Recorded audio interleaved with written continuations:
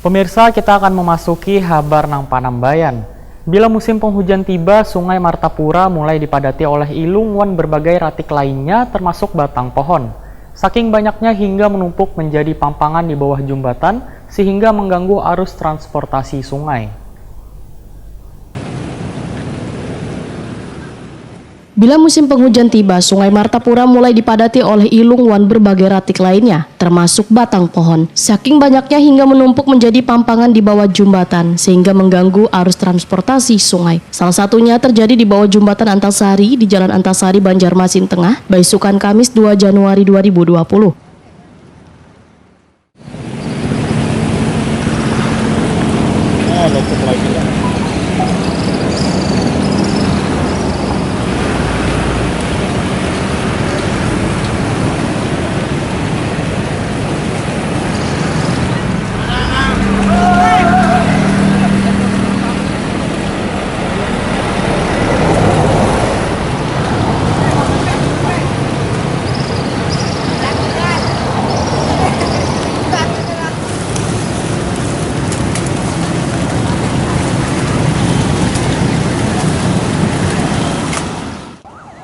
Kepala Dinas Lingkungan Hidup Banjarmasin, Muhyar Waitakoni Prima TV memadahkan, pampangan yang menutupi bagian bawah jembatan itu rutin terjadi saban tahun atau sudah menjadi penyakit tahunan. Walaupun tupoksinya di PUPR, namun Dinas Lingkungan Hidup pun ujar Muhyar turut membantu dalam menangani pampangan ini. Menurut Muhyar, penangkap ilung yang berada di kawasan Banua Anyar yang telah dipasang instansi terkait beberapa waktu yang lalu sepertinya kada berfungsi maksimal. Muhyar berharap kedepannya ada terobosan baru dalam menangani permasalahan ini.